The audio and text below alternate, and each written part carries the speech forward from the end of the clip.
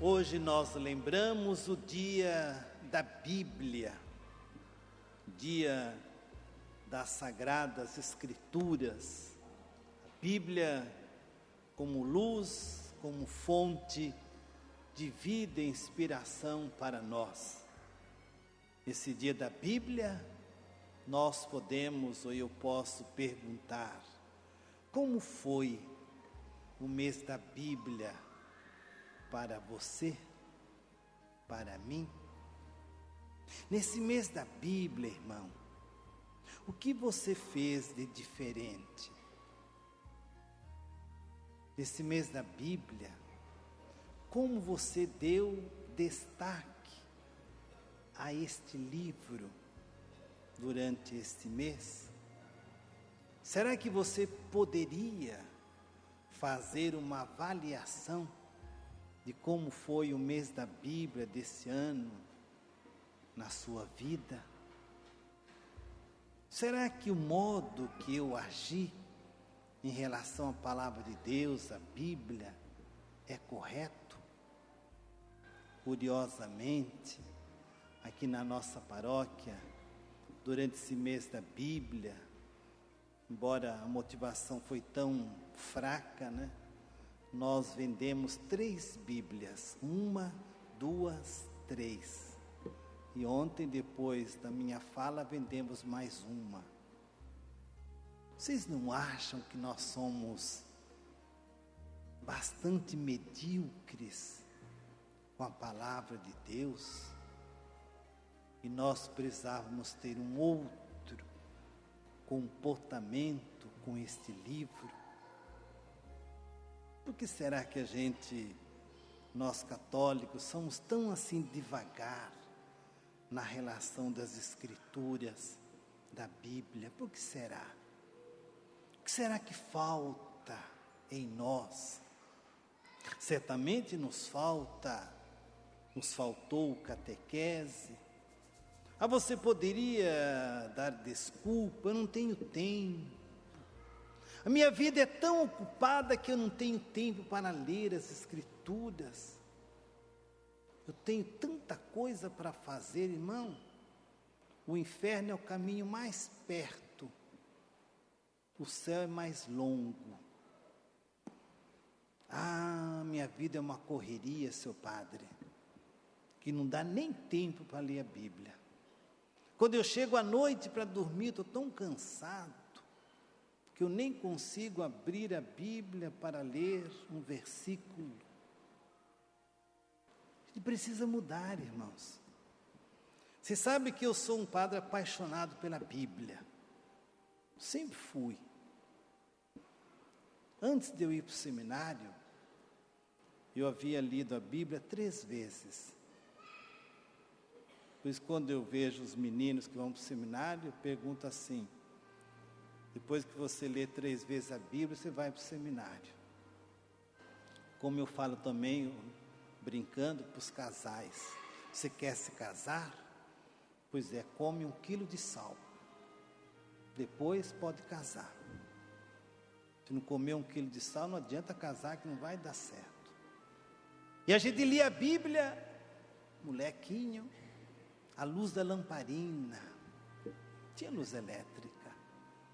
Colocava ali 2 lamparinas de lado assim, aquela fulgem do querosene, fumaça do querosene.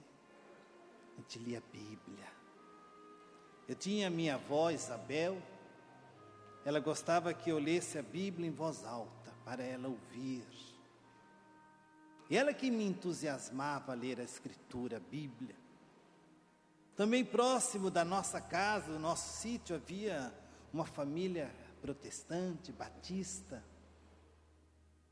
E eu era o único menino que andava com a Bíblia. E as pessoas veio me confundir com um crente. Porque naquele tempo era isso. Eu não vou falar quantos anos atrás, né?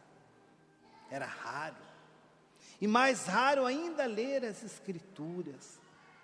Por que será que hoje a gente não é mais apaixonado pela palavra de Deus, não é mesmo? É a palavra de Deus que orienta a minha vida, a sua vida. a sua vida está uma escuridão total, você tem que buscar a iluminação nas Escrituras. Ela é a fonte originária da nossa vida, irmãos. E a gente não pode viver essa vida medíocre em relação à palavra de Deus, a Bíblia. Nós católicos precisamos de uma conversão à palavra, porque nos tem faltado muita catequese de catecismo e catequese de família. E a gente precisa voltar a nossa atenção a este livro. Esse livro tem que ser um livro como Deus fez com Jeremias, um livro que tem que ser comido, devorado. Eu quero ficar hoje na reflexão da primeira leitura do livro dos Números. O livro dos Números, que é um livro que talvez você nunca leu, não é mesmo? Não vou perguntar, para que eu não fique envergonhado. Mas se você que está aqui na Assembleia, olha, se você não leu o livro de Números, você vai ficar com vergonha. E seria vergonhoso eu, cristão, não ter lido o livro dos Números. O livro dos Números foi escrito aí por volta do ano 1400 por Moisés. O livro dos Números faz parte do Pentateuco, que é a Torá. Você vai aprender dois nomes hebraicos, a Torá e a Halaká. Qualquer judeuzinho sabe disso. E qualquer católico deveria também conhecer essas duas fontes inspiradoras. A Torá, que é o livro, são os 5 livros, que é o Pentateuco. E não há como ser cristão se eu não conheço a Torá,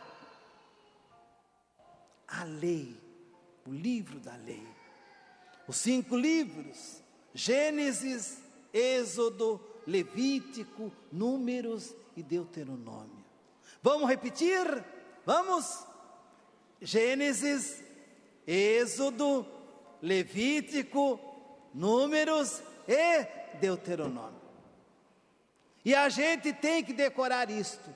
E eu acho que na minha catequese, o catequista tem que exigir isso das crianças. Não há como uma criança fazer catequese sem conhecer a Torá. A Torá é o livro da lei, onde nós aprendemos os elementos essenciais da fé. Que a nossa raiz da fé, nós a buscamos lá no judaísmo. No primeiro livro de Gênesis, nós refletimos a criação do mundo. Depois, Êxodo, a libertação do povo. E vem depois do Levítico, os Números, que é o livro da educação dos nascidos no deserto. E foram aqueles 40 anos que o povo passou, viveu no deserto. Tempo difícil, tempo penado. E ali tinha o líder Moisés. Deus escolhe Moisés para liderar o seu povo. Desde lá do livro de Êxodo, né? Deus escolhe Moisés, que já aparece desde o livro de Gênesis. Escolhe Moisés para arrancar o povo da escravidão e leva-os no deserto. E durante todo o contexto do livro de Números, nós encontramos Deus educando o povo, o seu povo, porque nós, na fé, nós devemos ser educados no deserto, nas dificuldades, Quem não passa dificuldade nunca será educado na fé. Nunca! Nunca, irmão. Essa fezinha sem problema é conversa. Para existir fé, é necessário passarmos por provações. Por isso que o livro de Números é um livro educativo. Em Números, nós aprendemos a halakha. A halakha é a direção da caminhada. É a catequese da caminhada. Como o povo de Deus foi fazendo a sua caminhada. Em busca de quê? Da terra prometida. Terra prometida. Mas eles tinham que passar pelo deserto. E o livro dos Números vai descrevendo esta caminhada. E curiosamente, nenhum dos que saíram do Egito chegaram na terra prometida. Porque o livro de Números é o livro do desconsolo. Desconsolo. É a halakha. Porque é durante a caminhada que eu vou mostrando quem sou. Eu não sou o que sou sem caminhar. A gente só mostra quem somos quando nós caminhamos. Por isso que ali o capítulo 11, que nós ouvimos um trecho hoje, dos versículos 25 seguintes, mas o contexto do capítulo 11, começa assim no primeiro versículo. O povo começou a queixar-se de Javé, de suas desgraças. No deserto, não só tinha desgraça. Você pensa que a fé é bonitinha igual se passa por aí? Não. A fé é feinha. Não tem fé bonitinha, isso é conversa. Ou de padre acomodado, ou de pastor que quer enganar o povo. E o povo de Deus começou a murmurar contra Javé. Olha como que você pode murmurar contra Deus. Você pode murmurar contra as pessoas que são iguais a você, mas não contra Deus. E o texto continua dizendo: ao ouvir a queixa, a ira dele, de Deus, se inflamou, e o fogo de Javé começou a devorar uma extremidade do acampamento.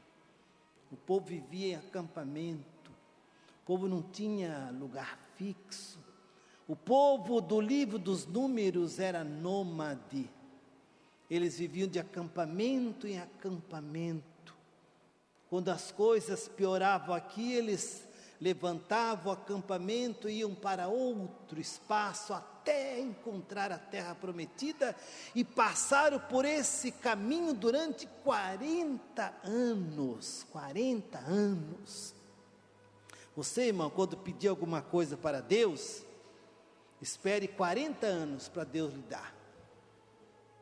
Esse negocinho de pedir automaticamente, Deus já resolve, você tem que desconfiar, porque nem bíblico é. Cuidado, porque a gente facilmente, nós vamos inventando um Deus para resolver os nossos problemas. A halakha justamente é isto, é a educação diante das dificuldades que a vida me coloca. Por isso que o texto diz que a ira de Deus se inflamou. E quando a coisa pegou fogo, o que o povo fez? O povo gritou a Moisés, e esse intercedeu junto a Javé em favor deles, e o incêndio se apagou. E o texto vai continuando. Por que o povo ficou irado e reclamava contra Javé, contra Deus? Por causa da maná. ou do maná, do alimento. No deserto, não tinha alimento à vontade. Era tudo frugal. Só tinha maná, o maná. O maná caía do céu à noite e de manhã eles colhiam. E o maná era uma espécie de trigo pequenininho, que eles tinham que moer na moenda ou no socador, para fazer um bolo misturado ao azeite e comerem. O maná, não durava 2 dias. Cada dia tinha que fazer um maná. E o povo começou a ficar cansado, irmão. Porque facilmente nós cansamos, não é mesmo? Acho que nossa religião precisa ser muito modificada, precisamos de muitas novidades. E o maná era a mesma coisa, e o povo começou a queixar contra Deus e reclamar a Moisés: Moisés, lá no Egito nós tínhamos carne, nós tínhamos ervilha, nós não passávamos fome, tínhamos comida variada, mas lá no Egito eles eram escravos. Aqui eles só tinham maná, mas eram livres. Livres. A diferença era profunda, mas a consciência deles ainda não era uma consciência libertadora. Eles pensavam que no Egito eles tinham barriga cheia. Aqui eles tinham que moer o maná. É como nós vemos no Brasil. A gente se contenta com tantas coisinhas pequenas que o governo nos dá, não é mesmo? Esse dia a dona Dilma veio aqui em Prudente. E todo o povo ficou contente com a casinha que recebeu, não é mesmo? Mas onde está a libertação? Nenhuma. E assim era o povo do tempo de Moisés. Como se resolvia esse problema? O Moisés foi para Deus: Senhor, o Senhor me escolhe para ser o libertador e agora me coloca numa enroscada dessa. Olha que rolo o Senhor me arrumou. Porque você pensa, irmão, que Deus só dá coisa boa para você? Mentira. O dia que você achar que Deus só dá coisa boa, essa é coisa desses crentinhos por aí e de padres que não têm compromisso com ninguém. Que Deus só me dá coisa ruim, porque está na Bíblia. E me mostra o contrário, se você puder. Mostre-me. Mas o Senhor me só arrumou esse enguiço, Senhor. Ai Deus, porque Deus resolve tudo. Deus dá os problemas, mas dá também a solução. Deus nunca dá um problema sem solução. Deus coloca-me em prova. Deus colocou Moisés em prova, colocou o povo em prova. Deus falou: Moisés, junte 70 homens bons. Eu vou tirar um pouquinho do seu espírito e vou distribuir aos 70 homens para governar. Aí Deus havia resolvido o problema do povo junto com Moisés. Moisés escolhe os 70 homens e Deus tira um pouquinho do espírito de Moisés e passa para aqueles 70 homens. E eles começaram a governar aquela multidão que ali estava nos acampamentos. Queridos irmãos, o texto vai tocando até chegar ali à terra prometida, que já é outra conversa. Mas a pergunta que eu deixo para você é esta: como que está a minha relação com Deus? Como estão as minhas reclamações que eu faço com Deus ou para Deus? Será que eu acredito, eu confio nas provações que Deus me dá? Será que eu acredito que de fato Deus me prova, mas Deus também me dá a solução? E eu tenho buscado a solução que realmente eu necessito para a minha vida? Por isso que Deus tirou um pouquinho do seu espírito de Moisés e entregou aos 70 homens. Deus também tira um pouquinho do meu espírito e reparte com vocês, para que nós, na comunidade, nós administremos toda a nossa atividade de pastoral. Creio em Deus Pai, Todo-Poderoso, Criador do céu e da terra,